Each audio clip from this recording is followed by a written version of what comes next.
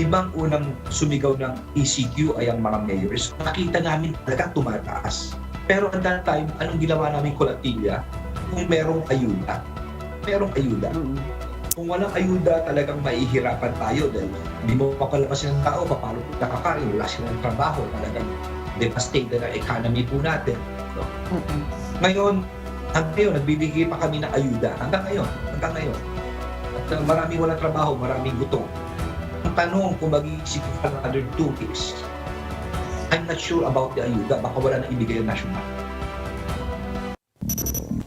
You heard Metro Manila Council Chairman Benher Abalos saying NCR mayors are leaving it up to the IATF to decide on whether or not to extend ECQ in the capital.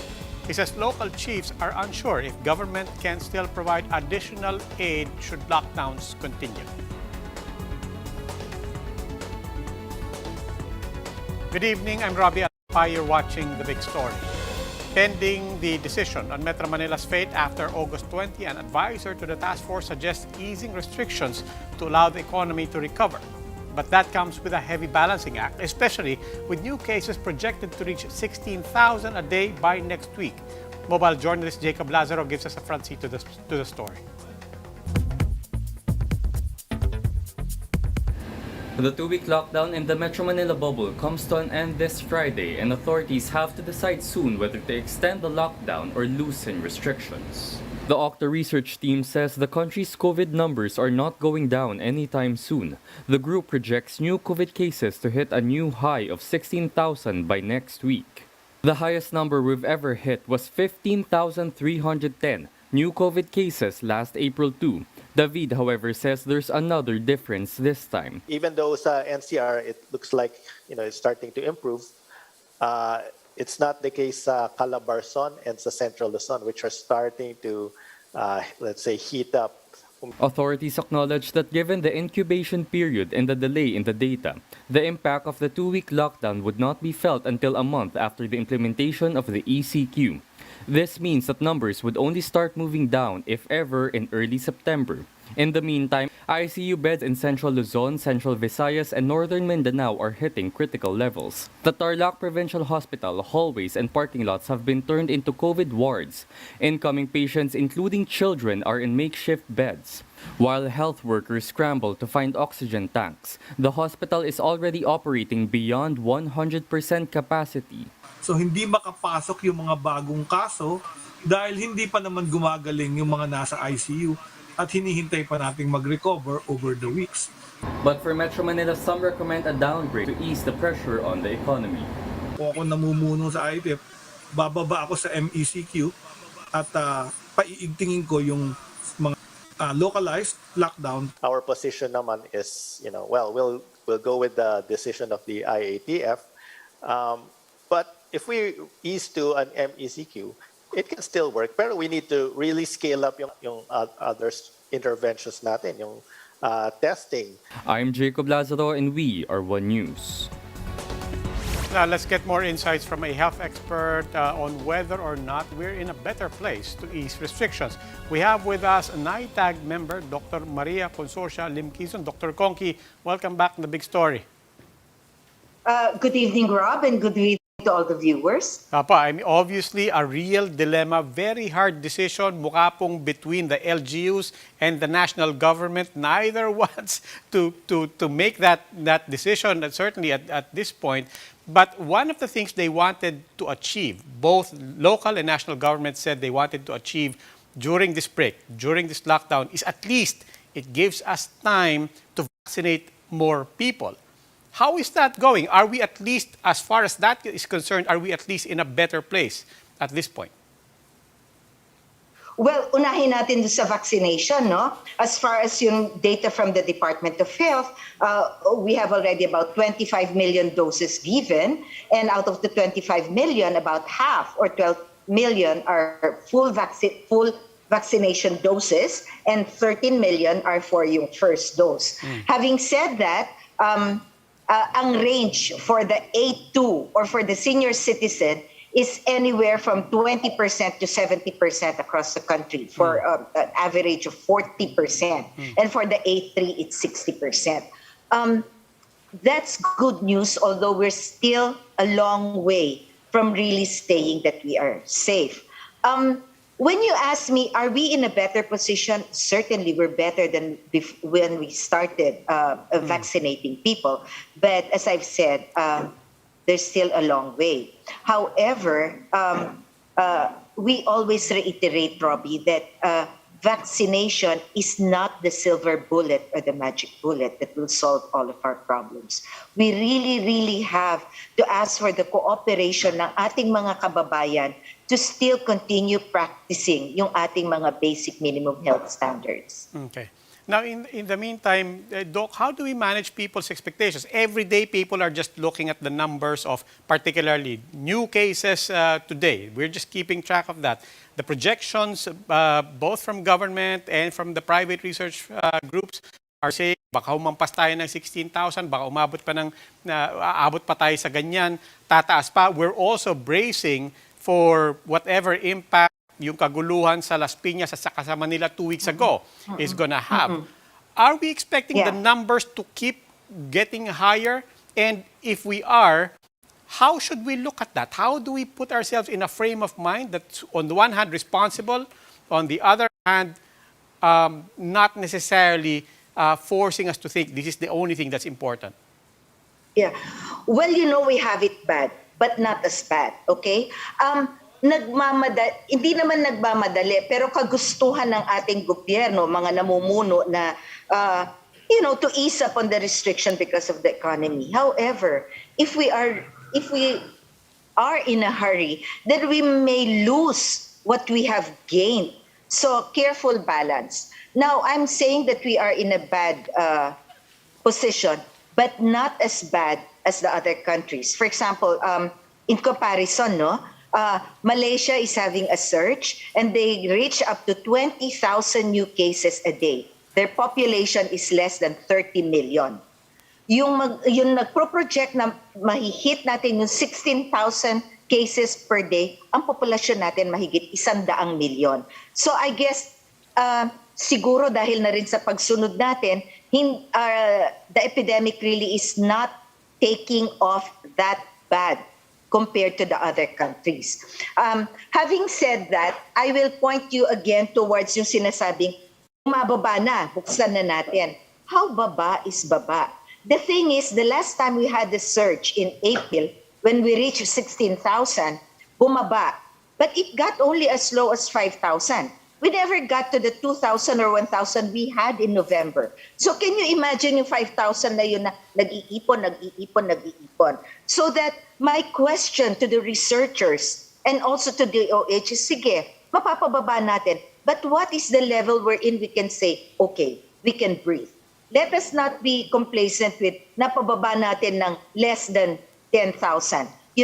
We have to have a target where we can be complacent and we know na hindi na naman mag-iipon ng susceptible population itong naiwan na to na nagkakaroon ng positives every day. Very quickly, Dr. Conky, you say it's important to have a target, at least para may framework tayo on, as you said, gaano kababa ang baba. I don't imagine you have a number to that. Well, no, but I guess I leave it up to, even with all this, you mentioned about the ayuda and everything, I guess really, ang makakaalam niyan is the local government because they know their terrain. They would know kung saan sila komportable, kung hanggang saan yung kakayanin ng mga ospital nila.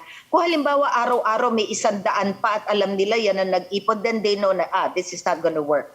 We need to really be more strict. Or even if we want to open already the gates, not yet. Kasi nasa 100 pa, pababain pa natin. And also, as I said, pagtiyagaan, even though it's a lot of work, do contact tracing.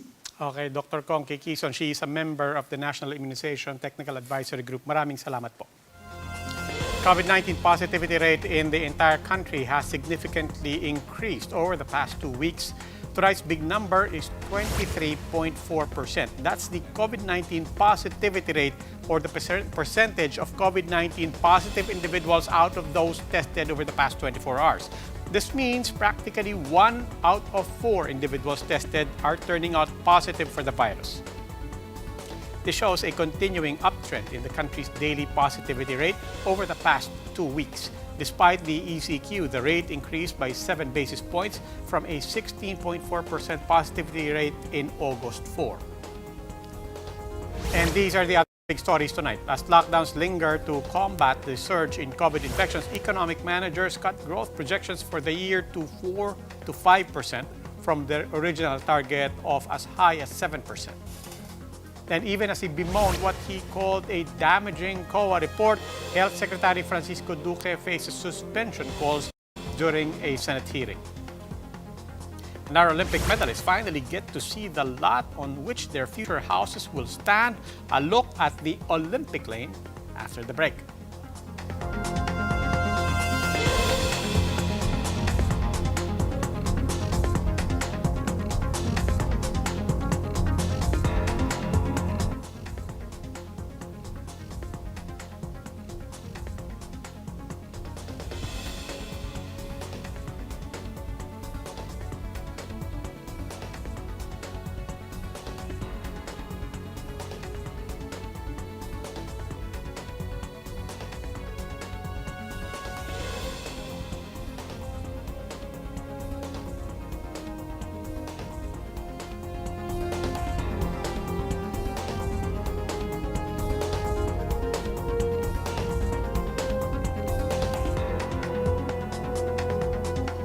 Good evening. You're still watching The Big Story. I'm Robbie Alampay. Lawmaker sought for the suspension of Health Secretary Francisco Duque over deficiencies in the agency's handling of pandemic funds. Senators also belied Duque's claim that the COA destroyed the DOH. Faith Del Mundo with the details. In today's Senate Blue Ribbon Committee, lawmakers called out Duque's claim that the Commission on Audit destroyed the Health Department's reputation after its flagged deficiency in handling 67 billion pesos in COVID funds. Sorry, Secretary Duque, I do not agree with your statement na winarat kayo, ginawa ng COA ang tungkulin nila at kayo ay may pagkakataon na sumagot. Lahat po tayo dito ay halos walang tulog. Hindi po ito pa-contest kung sinong ahensya ang mas may maraming ginagawa.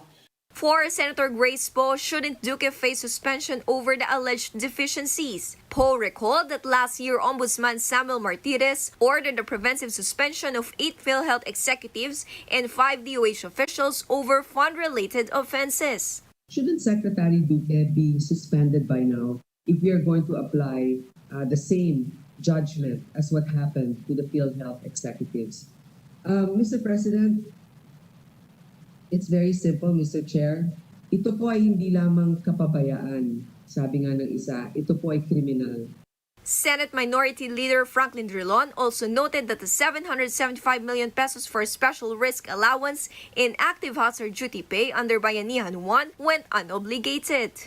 As member of Filipino Nurses United even lamented unfulfilled benefits. But Duque argued only frontliners who directly attend to COVID-19 patients are entitled to receive allowances and hazard pay. Hindi po pwedeng basta't magbigay lang po tayo. So, kailangan na talagang validated ng ating pong mga medical center chiefs na talagang sila ay nangalaga direktamente ng mga COVID patients. Ayon po sa mga nurses na nagpahayag po sa amin, kahit po sila ay nag-cater sa COVID patients, sila po ay hindi nakatanggap. Senators questioned Duque's reasoning. We are assuming that COVID respects no boundaries, respects nobody. Kung madaanan mo, tepo ka, lalo na itong mga bagong variant. We agree, and my problem, Mr. Chairman, is that the resources, once shared across many more individuals or healthcare workers, baka naman walang impact yung kanilang makukuha. Senator Franklin Drilon was quick to hit back at Duque's excuse that the problem lies with funding. And just to put it in context, in our research, Mr. Chairman, 24 billion of the COVID funds have not been spent by the DOH. That's in my research. It could be more, but at least 24 billion for COVID-19 funds was not spent by the DOH, including those for hazard pay, etc. But that's 24 billion. Senator suggested for the DOH to use up its savings to provide benefits, something Duque agreed to. For News 5, Faith Del Mundo, we are One News. Now, apart from the DOH, COA has also flagged OWA over its utilization of funds. What takes the cake is its purchase of overpriced napkins from what turned out to be a construction firm. JC Cosico with the details.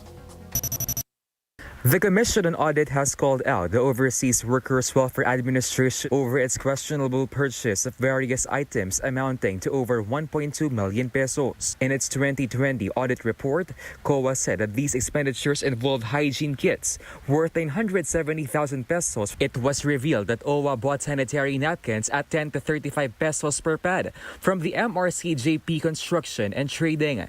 50 thermal scanners were also purchased at around 3,000 pesos each, but prices online are only at around 400 to 800 pesos. News 5 visited the area in Pasay City where the MRCJP construction firm supposedly stands. But to our surprise, the address indicated in the COA report is a residential area. Ang alam ko, diyan sila talaga nakatira. Pero alam ko, lumipat na sila. Parang year na, taon na eh. Company co-owner Joan Blanco has confirmed that the transaction happened in May 2020. I think that was around 900 plus thousand pesos. Yes, confirm naman. Nakipag-transact kami sa kanila for the supply and delivery ng hygiene kits. She also clarified they're not a hardware store but a trading company. We do trading online and offline. Ano yung mga products po na binibenta po? Medyo madami kaming products na binibente. May mga alcohol, then yung mga scanners, yung dispensers, office supplies. Aside from the purchase of hygiene kits, COA found that OWA spent 300,000 pesos on snacks and bottled water from a caterer in Tandang Sora, Quezon City. CACDAC said that Deputy Administrator Faustino Sabadas III, the officer in charge behind the transactions, will be given a chance to explain and liquidate the expenditure. He was authorized to purchase the supplies, but he must also account for the purchases. So ito yun, ang suggestion ko is patience and understanding. CACDAC also said that the funds were sourced from the General Appropriations Act and not the OWA Trust Fund. The OWA administrator has also cleared Deputy Administrator Mocha Uson from any involvement in this code-isolated transaction. News 5, JC Cosico, We Are One News.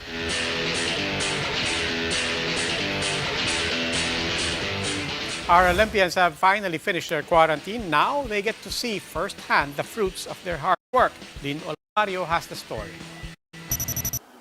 The street in Tagaytay will soon be known as the Olympic Lane, a fitting name for a street where the houses of Olympic medalists will soon rise. The houses for boxers Nesty Patesio, Yumir Marshall, and Carlo Paalam are expected to be finished by November. Akala ko nga na naginip lang po ako para dito sa kanila po, tsaka makaahon na din sa hirap po. Yung dating wala po kaming permanenteng bahay, nakikitira lang sa trapal lang ilalim, sa puno ng rambutan lang po. Ngayon po, masasabi kong, grabe, may sariling bahay na po kami ng pamilya ko. As for Golden Girl Heidelin Diaz, her brand new house is already ready for occupancy. And what's a new house without a new bride? Heidelin also received a brand new photon van. As for the boxing team, Nesty received a Cherry SUV. Carlo was given a photon utility cab to help his family start a small business. While the automotive company also rewarded Ymir with 300,000 pesos. As the Olympians continue to reap the fruits of their hard work, they can't help but be overwhelmed during the Thanksgiving Mass at the Our Lady of Lourdes Parish in Tagaytay. Ito, unbelievable pa rin pagpapanalo. Tapos nakauwi ako for after 19 months. Then, ngayon I have to admit na nanalo ako sa Olympics. Yung tagumpay namin ay tagumpay nating na mga Pilipino. Kanina nga, kausap ko yung wife ko. Sabi ko, totoo na ba to? Totoo bang may medal ako sa Olympic? Totoo ba tong blessing na to? Once their commitments in Metro Manila are done, they will go back to their hometowns to celebrate with their families. But for Heidelin, it's back to work as she's set to return to Malaysia next month in preparation for the World Championships in Lima, Peru in November. My goal kami ang Team HD and my goal ako na maglaro. So I have to focus and do my best in training. For News 5, Lynn Olivario, we are One News. More of the biggest stories when we return. Keep it here on One News.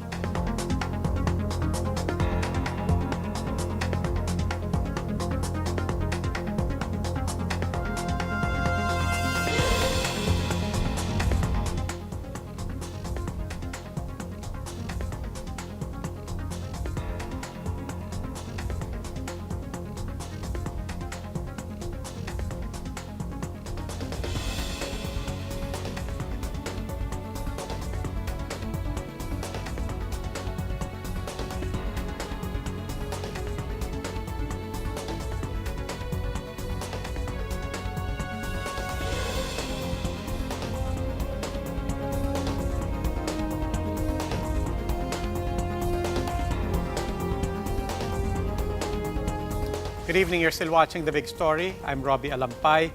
As strict lockdown in Metro Manila nears expiration on Friday, the business sector is again pushing for re-strategizing instead of an extension. The proposals include giving more leeway for the vaccinated. Shala Francisco has this report.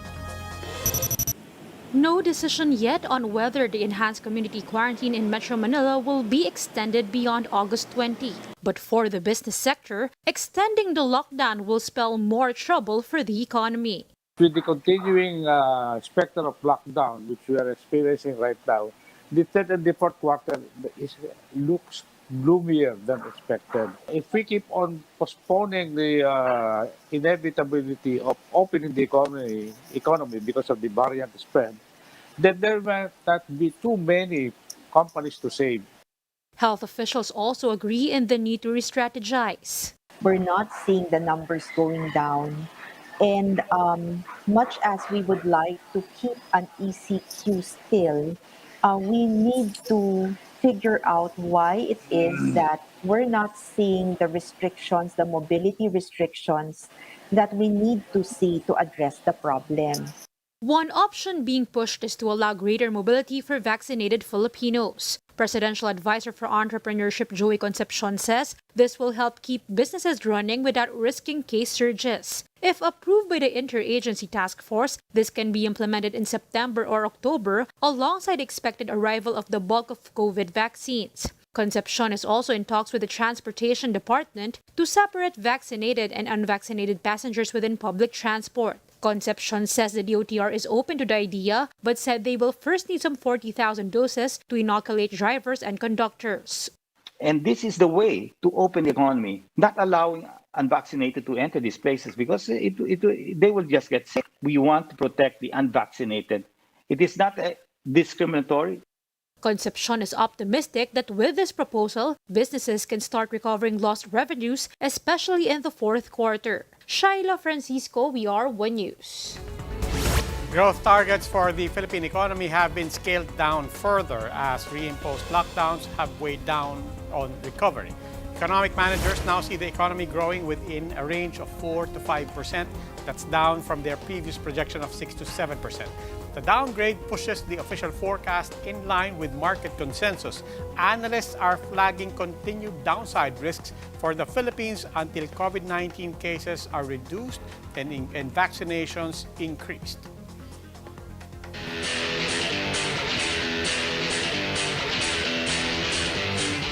Another big story in sports, Manny Pacquiao and his opponent Yordenis Ugas have finally met face-to-face ahead of their bout on Sunday.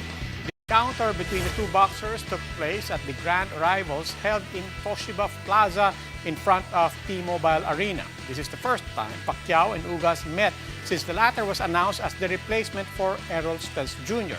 Pacquiao says he wants to settle his unfinished business with Ugas. After all, Ugas was handed the WBA Super Welterweight title after it was unceremoniously stripped from Pacquiao, who was inactive for 2 years. Stay home and stay tuned this Sunday for the much-awaited bout of the Philippines fighting pride Manny Pacquiao and Cuban Olympic boxer Yordenis Ugas. You can catch their fight for the world welterweight title on Signal pay-per-view for only 750 pesos, live, commercial-free, in HD. For postpaid subscribers, go to my.signal.tv and order online. For Signal prepaid and satellite subscribers, visit your nearest smart load retailer and load PPV 750. Don't miss this fight. Pacquiao versus Ugas on Signal pay-per-view for 750 pesos. Order now. Airline company Emirates has reached new heights with its latest ad at the world's tallest building, the Burj Khalifa.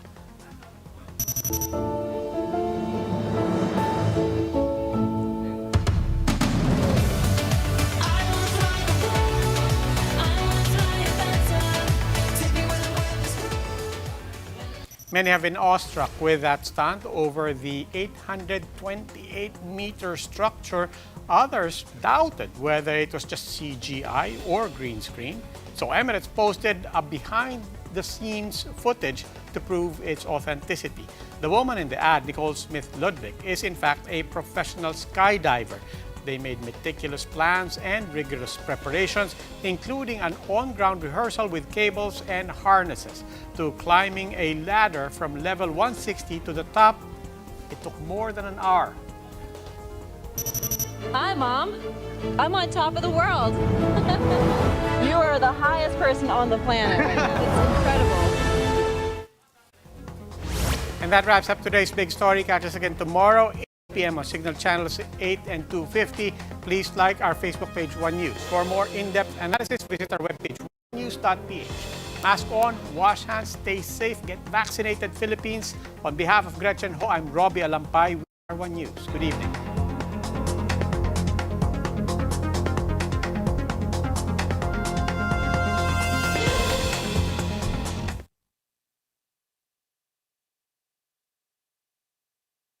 Pasok na po si Sir Ed.